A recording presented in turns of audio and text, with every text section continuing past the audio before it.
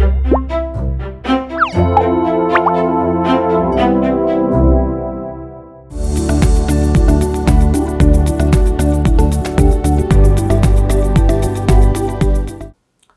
안녕하세요. 저는 한국항공우주연구원 나로우주센터 운영관리실장 이철형입니다. 국내의 그 발사체 개발 현황에 대한 소개를 드리도록 하겠습니다. 발사체는 왜 개발하냐? 결국은 우리가 만든 위성을 우주 공간으로 보내는 우주 수송체의 역할을 해야 됩니다.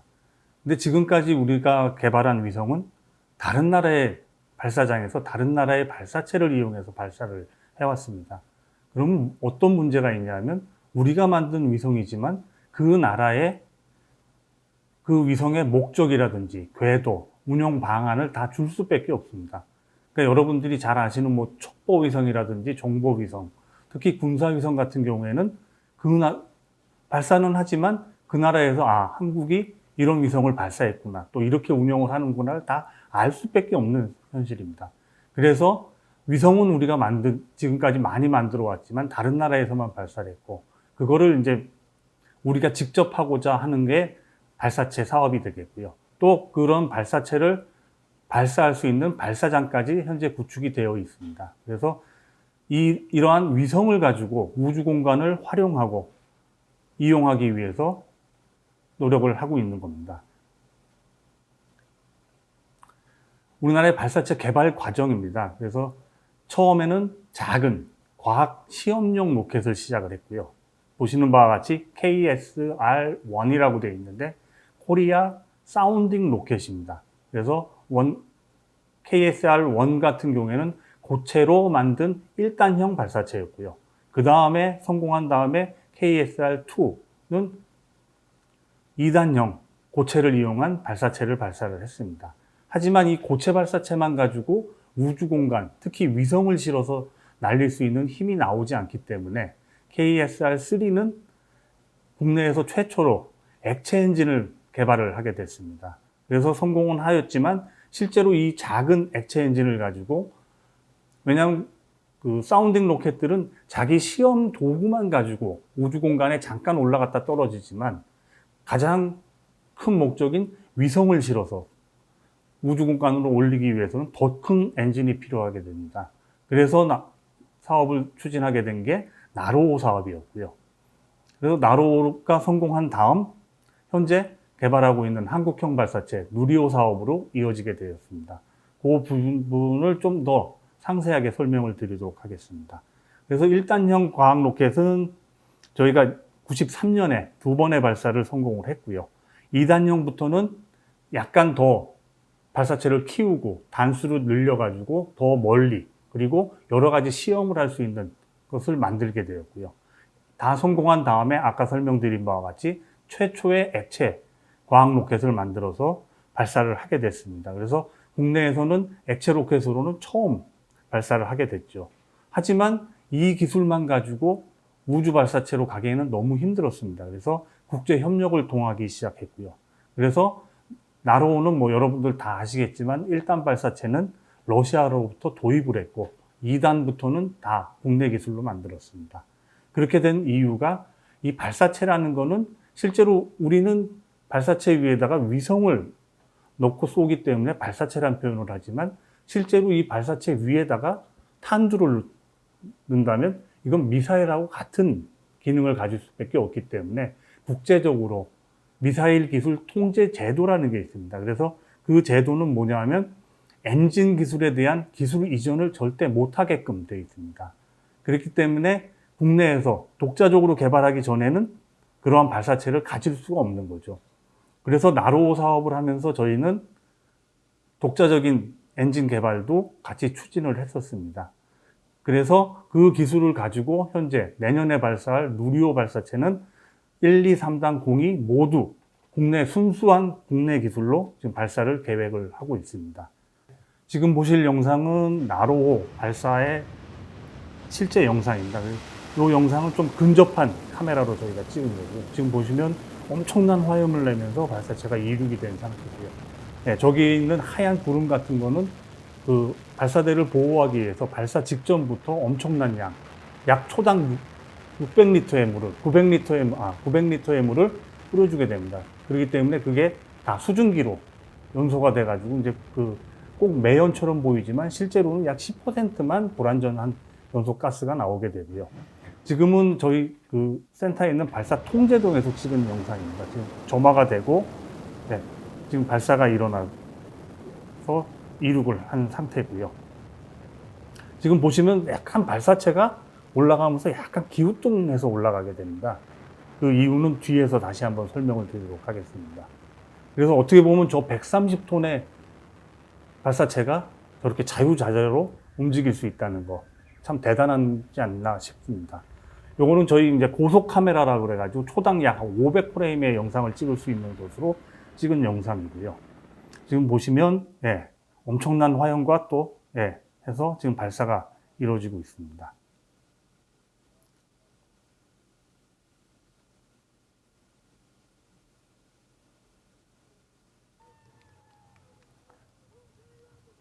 여러 장면을 많이 찍습니다. 보통 발사 때는 한 번 발사하기가 정말 어렵기 때문에 다각도로, 그래서 나중에는 그거를 가지고 초기 발사 거동도 보고 발사체의 상태를 다 분석을 하게끔 그렇게 영상을 많이 찍고 있습니다. 이 영상을 보여드리는 이유는 지금 발사체가 발사해서 올라가면서 왼쪽으로 지금 눕는 장비가 있습니다. 저걸 케이블 마스터라고 하는데 저 안에는 엄청나게 많은 전자 장비들이 들어가 있습니다. 그렇기 때문에 아까 발사체가 왜 기우뚱하면서 올라가냐 하면 약 발사대로부터 약 한 25m 정도 높이에서 회피 기동이라고 해서 발사체의 노즐을 저 케이블 마스터의 반대쪽으로 틀어줍니다. 그래서 지금 보시면 약 발사체가 올라가면서 25m 정도부터 화염의 방향이 이 케이블 마스터의 반대쪽으로 움직이게 됩니다. 그래서 발사가 끝나고 올라가 보면 저 케이블 마스터는 상당히 깨끗한 모양으로 있고요. 그래서 발사체가 약간 기우뚱하게 올라가는데 많은 사람들이 저렇게 기우뚱해서 올라가니까 발사에 실패한 거 아니냐라는 그런 얘기도 많이 듣지만 실제로는 계획된 그런 작업이었습니다. 자, 다음은 누리호 사업 개요에 대해서 설명을 드리도록 하겠습니다. 누리호는 나로호와 다르게 1.5톤급의 실용 위성을 우주 공간으로 보낼 수 있는 사업입니다. 국내에서는 최초고 주관은 과학기술정보통신부고 주관 연구기관은 한국항공우주연구원에서 하고 있고 예산은 보시는 바와 같이 엄청난 예산이 투입이 됩니다. 거의 2조 원 정도가 지금 투입되는 사업으로 해서 2010년 3월에 착수해서 22년 3월까지 사업이 진행될 예정으로 있습니다. 재원을 따져보면 가장 편하게 나로호와 한국형 발사체 두 개를 이제 비교해서 보면 탑재 중량이라고 적혀 있는 거는 위성의 무게를 얘기합니다. 그래서 나로호는 100kg의 과학용 실험 위성을 발사하는 거라면 한국형 발사체는 1.5톤급, 우리가 흔히 얘기하는 국내 아리랑 위성, 영상도 확보하고 정보도 확보할 수 있는 그런 실용 위성급을 발사할 수 있는 거고요. 투입 고도도 나로호는 약 300km까지만 올렸지만 누리호는 600에서 800km의 지구 타원 궤도를 태양 동기 궤도에 올릴 수 있는 그런 발사체가 되겠습니다. 총 중량도 나로호가 약 140톤, 한국형 발사체는 200톤 정도 되고요. 총 길이도 33m에서 47.2m로 상당히 커졌습니다. 최대 직경도 2.9m가 아니고 3.5m로 상당히 커진 그런 발사체가 되겠습니다. 발사체 구성을 잠깐 설명을 드리도록 하겠습니다. 그래서 1단, 2단, 3단 모두 연료는 케로신, 흔히 얘기하는 그 등유, 고청정 등유를 사용을 하고요. 그리고 액체 산소를 사용합니다. 액체 산소는 흔히 저희는 산화제라고 불리는데 왜 액체 산소가 들어가냐 하면 발사체는 지상에서 출발은 하지만 어느 정도 궤도에 올라가면 대기권 밖으로 나가거나 하면 산소가 없습니다. 하기 때문에 자체적으로 연소가 될 수가 없기 때문에 산화제로 액체 산소를 싣고 같이 올라가면서 계속해서 연소를 시켜주게 되어 있습니다. 1단, 2단, 3단 모두 연료와 산화제는 동일한 걸 사용을 하고요. 1단은 75톤 엔진 4개를 묶어서 크러스팅 한다고 그러는데 묶어서 총 300톤의 힘을 낼 수 있는 1단 발사체를 묶게 되어 있고요. 2단은 75톤짜리 하나를 사용을 합니다. 근데 저희는 2단은 저희가 고공 엔진이라고 불리거든요. 왜냐하면 2단 발사체는 이미 대기권 밖에 나가서 점화가 되기 때문에 고공이라는 표현을 씁니다. 그래서 지금 그 사진을, 그림을 잘 보시면 1단 발사체와 2단 발사체는 같은 75톤급 엔진이지만 연소기 부분이 조금 다릅니다. 1단에 비해서 2단 발사체는 연소기 부분이 상당히 넓고 길게 빠져 있습니다. 그 이유는 뭐냐면 대기권 밖으로 나가면 공기도 희박해지지만 지구에서부터의 그 중력이 약해지기 때문에 화염이 옆으로 이렇게 퍼지게 됩니다. 이렇게 퍼지게 되면 발사체가 힘을 받지 못하기 때문에 1단 발사체 연소기보다 2단이 약간 더 넓고 길게 빠져 있습니다. 그리고 3단은 더 멀리 거의 600km 이상에서 점화가 되기 때문에 거의 지구의 중력에 미치지 않는 약간 미소 중력 정도의 위치에서 점화가 되기 때문에 엔진 크기에 비해서 연소기 부분이 더 넓고 길게 이렇게 구성이 되어 있습니다. 그리고 맨 위쪽에 위성이 실려 있고 위성 보호 덮개인 페어링 부분으로 이렇게 총 4단 구조로 구성이 되어 있습니다. 이러한 엔진 개발을 위해서 총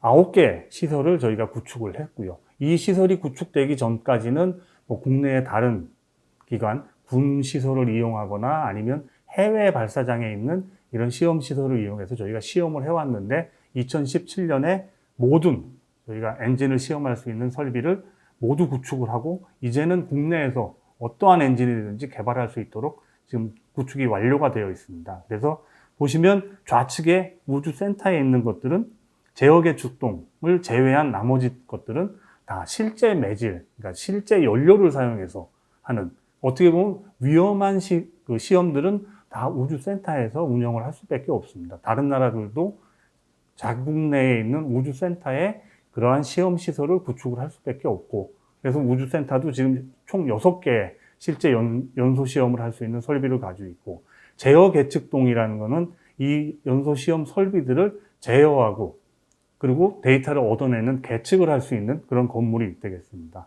그리고 항우연에 있는 저희 대전 본원에 있는 시험 설비는 단품 시험이라든지 실제로 불을 안 붙여서 시험을 할 수 있는 그런 설비들은 굳이 멀리 나로도에 있는 우주센터까지 와서 시험을 할 필요가 없기 때문에 대전 본원에 대형 상사 시험 설비를 구축을 했고요. 또 하나는 산업체 창원에 최종 조립을 하고 엔진을 조립할 수 있는 설비를 구축을 했습니다.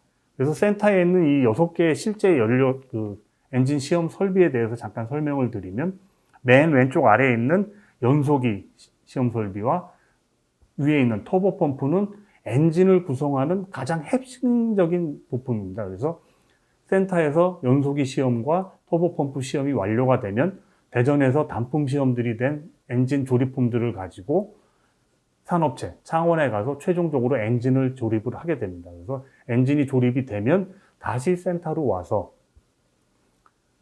밑에 있는 엔진 지상 연소 시험 설비라는 거는 1단 발사체에 대한 시험을 할 수 있는 겁니다. 왜냐하면 1단 발사체는 발사대 위에서 점화가 되기 때문에 저희는 지상이라는 표현을 쓰고요. 그래서 지상 엔진 시험 설비가 있고, 그 바로 위에 있는 엔진 고공 시험 설비는 아까 설명드린 2단부터는 대기권 밖에서 점화가 되기 때문에 그런 대기권 밖, 결국 공기가 희박하고 중력이 약해진 진공 상태를 모사해서 시험을 할 수 있는 엔진 시험 설비를 별도로 또 만들었습니다. 그래서 엔진 고공, 2단용 엔진은 엔진 고공 시험 설비에서, 그리고 아까 제일 작았던 3단도 결국은 엔진 시험 설비가 일반 설비와 다르게 더 그건 진공 상태를 유지해 줘야 되기 때문에 별도로 3단 엔진 연소 시험 설비를 만들었고요.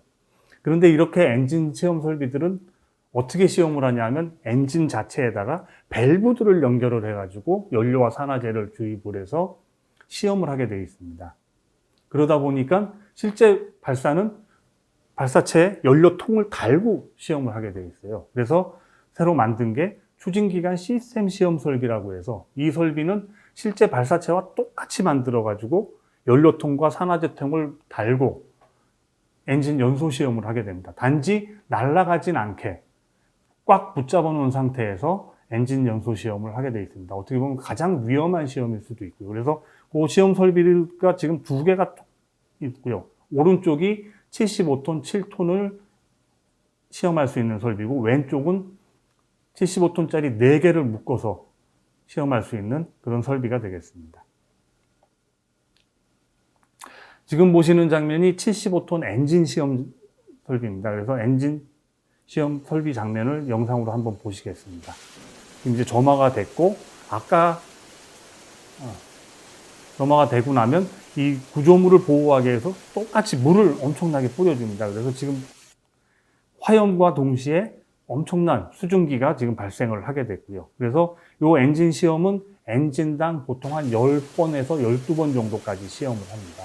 그래서 이렇게 많이 하는 시험은 우리가 데이터를 축적을 해서 나중에 새로운 거를 개발할 때 활용을 하기 위해서 계속해서 연속 시험을 하고 있고요. 실제로 75톤짜리 엔진을 지금 22기까지 만들었습니다. 그래서 지금 우주센터에서 매주 거의 시험이 진행이 되고 있고요. 연소가 끝날 때 약간 흔들리는 거는 연소 종료와 동시에 진공 상태가 풀어지기 때문에 그런 현상이 일어나고 있습니다. 다음은 시험 발사체 영상을 한번 보시겠습니다. 그래서 왼쪽 위에 있는 영상은 발사체 밖에다가 저희가 카메라를 장착을 했고요. 나머지 오른쪽과 왼쪽 아래는 엔진부에 카메라를 장착을 했습니다. 그래서 이륙이 되면 점점 올라가고 있고요. 그리고 맨 오른쪽 아래에 있는 영상은 저희 발사 통제동에서 발사 장면을 찍은 겁니다. 그래서 지금 출발해서 올라가게 되면 점점 갈수록 엔진부가 이제 움직이게 됩니다. 이 움직임이 뭐냐면 액추에이터라고 그래가지고 노즐 부분을 틀어줄 수 있게, 움직일 수 있게 해주는 겁니다. 그래서 그 노즐을 움직여서 발사체를 우리가 원하는 방향으로 가게 해주는 장면입니다. 가면서 이 시험 발사체는 결국은 뭐 궤도에 올리는 게 아니고 자유낙하를 시키기 때문에 지금 보시는 바와 같이 발사체가 엔진 쪽이 무겁기 때문에 떨어지면서 텀블링이 되면서 보시면 지구도 잠깐 나왔다가 하늘이 나왔다가 하면서 떨어지게 됩니다. 그래서 이 시험 발사체는 저희가 왜 시험을 했냐 하면 아까 설명드린 바와 같이 추진기관 시스템 설비에서는 연료통하고 똑같이 만들어서 시험을 했지만 이게 실제로 발사체가 날아가면서 나오는 추력과 붙잡아 놓고 하는 추력은 다를 수가 있기 때문에, 그래서 75톤 엔진이 정말 우리가 개발한 게 제대로 됐는지를 시험한 시험이었고요.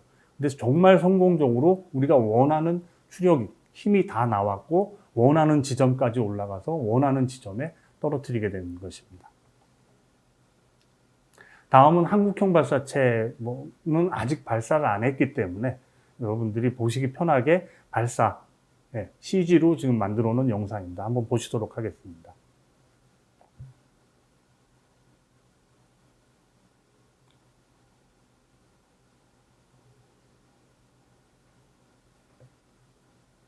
내년에는 이 발사 장면처럼 정말 실제로 여러분 보실 수 있도록 꼭 발사를 해서 성공할 수 있도록 노력하겠습니다.